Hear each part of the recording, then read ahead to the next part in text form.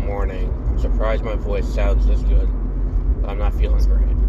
Welcome to Beware of Spoilers. I am Adam. I am very tired, and I'm also sorry that I didn't do this yesterday. Long story short, I had a battery issue on my car about a month ago, and a certain insurance company that advertises free roadside on TV does not have free roadside. So you have to pay $95 for them to show up. Now, I'm in a panic, so I pay the $95. They come and show up.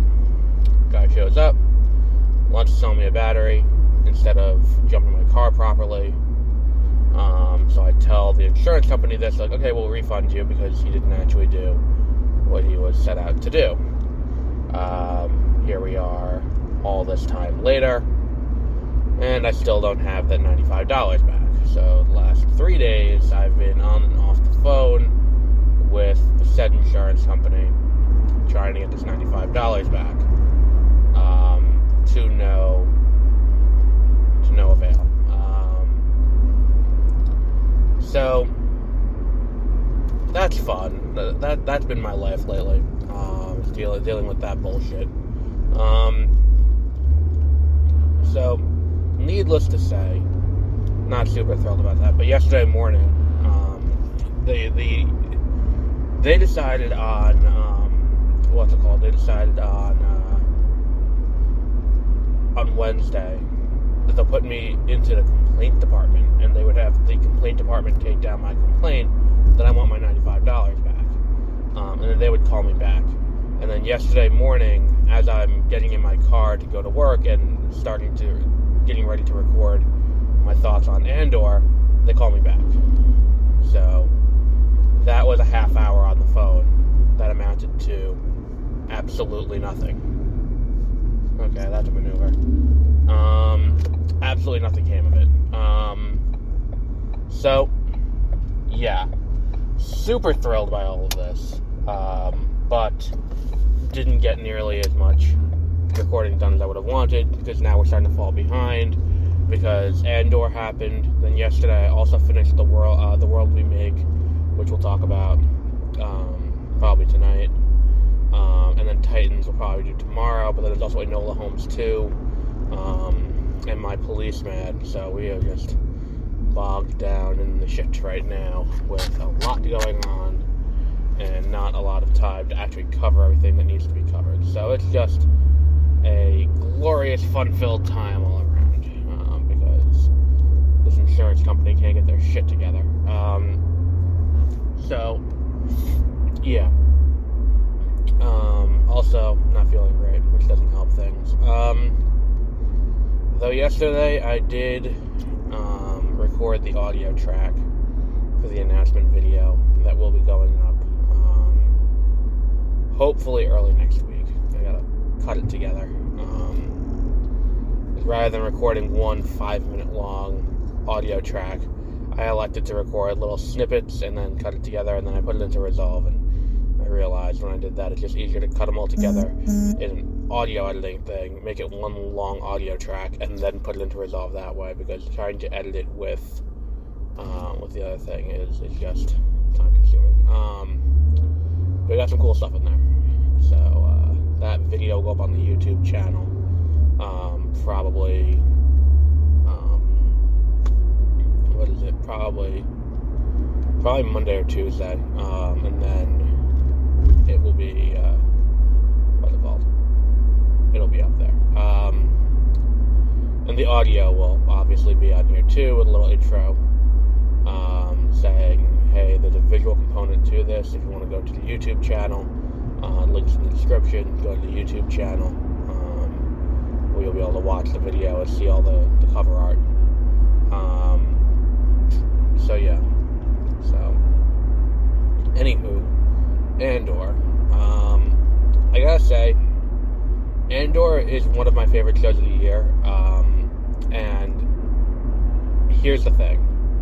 I am in a very tough situation, because I think that there are 2 TV shows that came out this year that are among my favorite TV shows of all time now.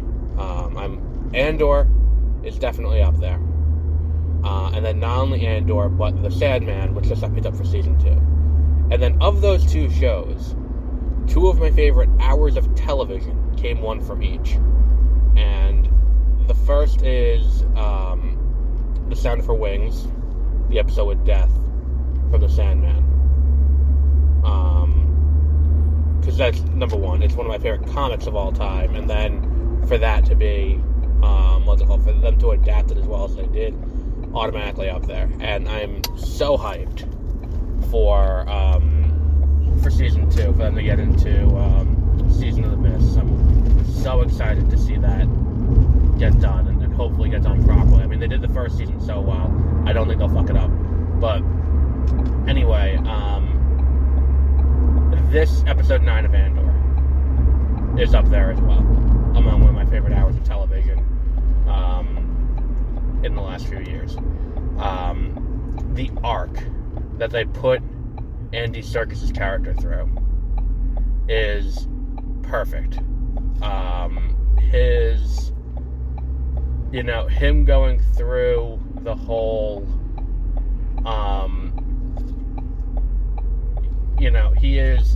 he's basically like, he's a prisoner too, but because the Empire treats him a little bit better and gives him some more extra privileges, he's more in line with the Empire, and he does what the Empire wants and all of that. So he runs kind of like the foreman of this group, and he's going to be out in like 200 something shifts, and then he'll be done, and then he'll be free. And Andor keeps asking him, like, come on, man, you're going to be out in 200 whatever shifts.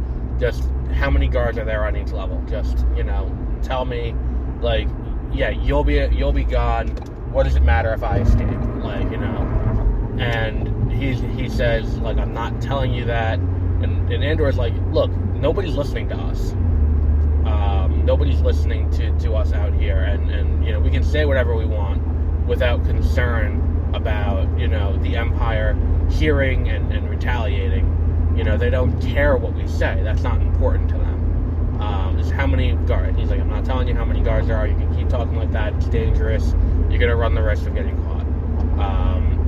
And meanwhile, one of the guys on Andor's table, where they're assembling these things, whatever these things are, he's deteriorating. As he gets closer and closer to the end of his sentence, he's getting sicker and sicker. Meanwhile, he is conspiring with someone, like, look, here's how we can escape. We're working on a plan, and it's all great. But he needs that key information. How many guards are there on each level? And Serkis won't give him that information. I don't remember the character's name, but Andy Serkis will give him that information. And then we get to the end of the episode, and this is not even talking about all the Mon Mothma stuff that's so good as well. We get to the end of the episode, and he is, what the fuck? And the guy who's got like 40 shifts left, this old guy, he has some kind of heart attack or stroke or some other major event, some major health event. So they call for a medic, and they bring down another prisoner. And that's the thing too. It's like the medic they bring down is also a prisoner, and it's like he comes down and he goes to he's like, well, help him. And he's like, that's not what I do. I'm here to just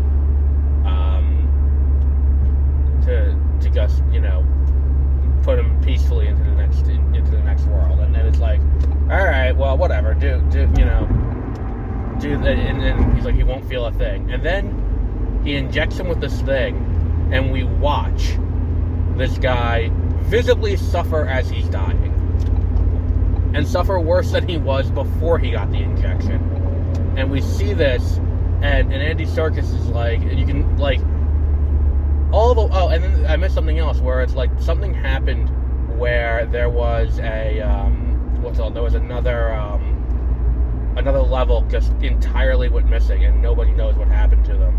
And then as it goes through the episode, it's like it came out that someone who was released ended up right back on that level, and someone recognized him. So the Empire just killed them all, rather than, deal with that. And it's like, because they didn't want people to know, this was just a revolving door to get them back into the jail.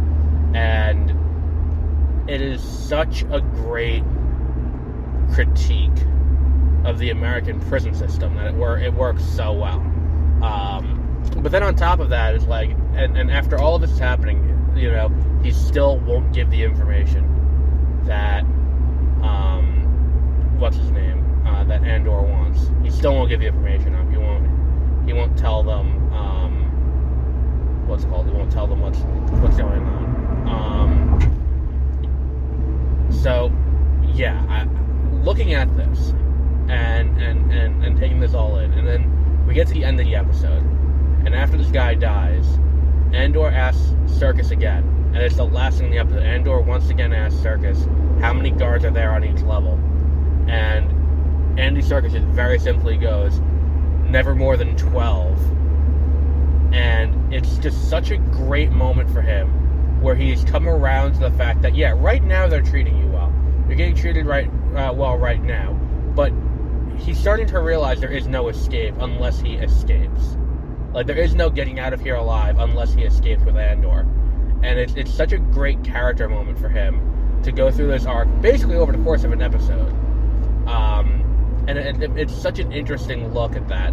And then the Mon Mothma stuff's also great, where we also have these issues where, and Deidre, holy shit, a lot happened in this episode, but like, the Mon Mothma stuff's great, her talking in the Senate, and I think that one of the things that I really love about this show is that, the Senate, we saw a lot of it in the prequels, and it wasn't well done in the prequels, I don't think.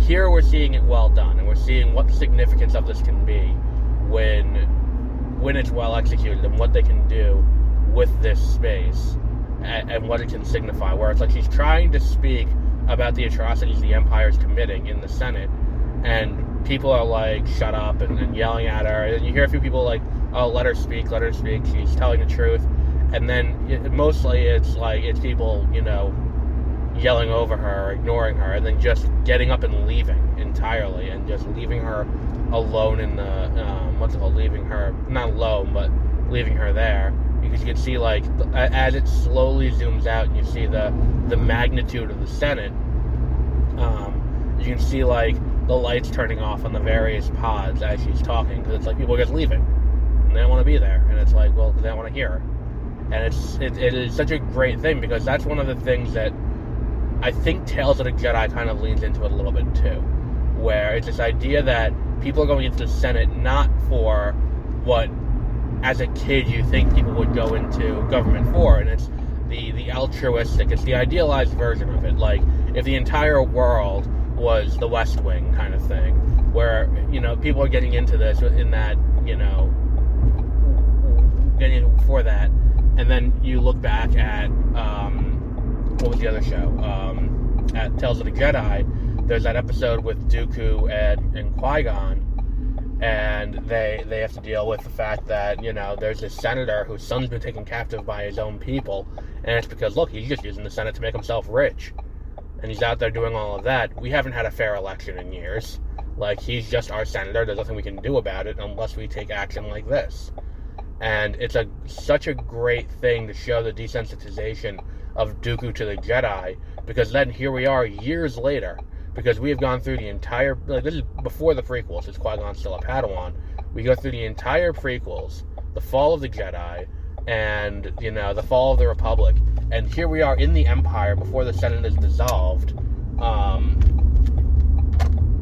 where, and you have functionally the same issues, and it's such a great, such a great analysis of government that they're doing there. And then that doesn't even get into the stuff with Deidre, where her and, her interrogation of Bix is horrifying.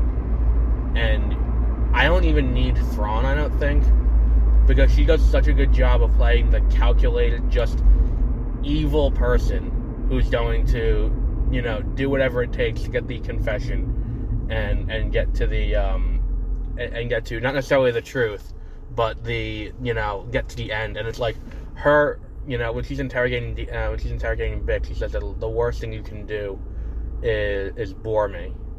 And it's just, it's her coldness is just terrifying in the face of what's going on at that time. It is so well done. The show all around is just like the single best Star Wars show that I've ever seen. I'll give it this criticism, is that you have all this serious shit going on, and then for I forgot his name, but the guy who was on Ferrex, who got fired and then ended up back in the Empire, and is kind of like stalking Deidre because she got him a second chance.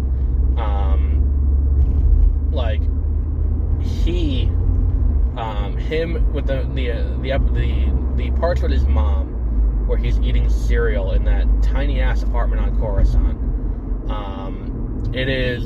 It's great stuff. I love everything about it. The problem is, it's like the blue milk is like, it's getting to the point now where it's like somehow some aspects of the Star Wars-ness of the show is actively coming back and biting it a little bit. Where it's like, okay, it is a little, you know, it's a little weird that like we have this very serious scene and he's sitting here eating his crunch berries and he's putting blue milk in it. And it's like, okay, well, I get it, it's Star Wars, I understand that. But it's just a weird level of silliness that's like, okay, well, alright.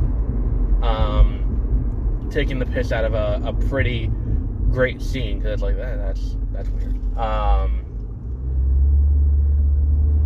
That aside, if that's the only complaint that I have, is that the blue milk's a little off-putting compared to everything else going on in this show, then I think that it's a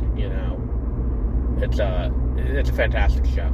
If you have not been checking out Andor yet, and you've been listening to this, what the fuck? It is hands down the strongest show on that Star Wars has done. I would say that Marvel's done too. I mean, it's better than just about everything that Marvel's done on Disney Plus. But it is I think it's the strongest Disney Plus show, period.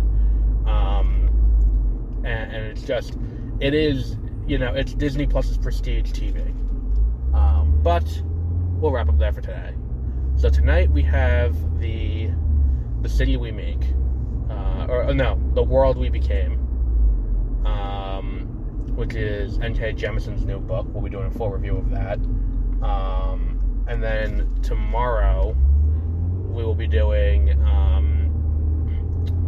in the morning, probably first Enola Holmes 2. Probably then in the evening or afternoon, maybe we'll be doing Titans, and then Sunday maybe My Policeman. I gotta figure out a good arrangement for this, because yesterday's totally fucked everything up. Because then I couldn't even record it in the afternoon either, because I had to do, what's it called? I had to call Progressive, the insurance company, again, to get them to be like, well, she said she's gonna call me back. What the fuck? When's she gonna call me back? And that was an hour on hold, and it amounted to nothing. So that's fun. But we will talk about that later. We might also have another episode this weekend. I'm still waiting to hear back from Josie if she wants to do it or not. But until then, have a great rest of your week.